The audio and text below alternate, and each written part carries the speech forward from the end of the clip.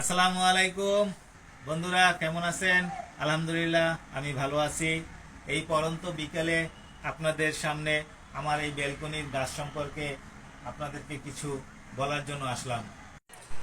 বন্ধুরা, দেখেন আমার ব্যালকনিতে এই যে অনেক ধরনের গাছ আছে, তার ভিতরে উল্লেখযোগ্য এই অ্যালোভেরা গাছ।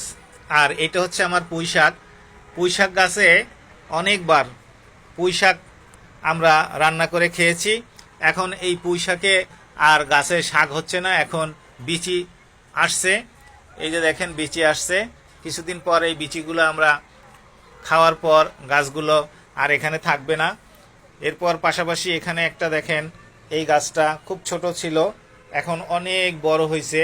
এটাকে বলা হয় পাথরকুচি গাছ। এই পাথরকুচি গাছটাও অনেক ছোট ছিল, আজকে অনেক বড় হয়েছে।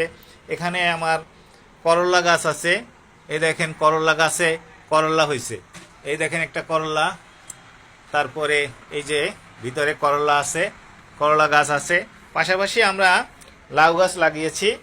এই দেখেন আপনাদেরকে দেখানোর জন্য লাউ গাছটা বেশ লম্বা হয়েছে।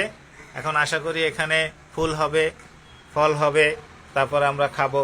আশা করি আপনারা দেখলেন আমার বেলকনির গাছের দৃশ্য। আশা করি আপনারা দোয়া করবেন আমার লাউ গাছে যেন লাউ হয় এবং আপনাদেরকে দাওয়াত করে খাওয়াতে পারি।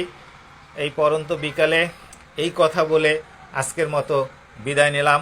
আল্লাহ হাফেজ, সবাই ভালো থাকবেন। ধন্যবাদ। জুম্মা মোবারক।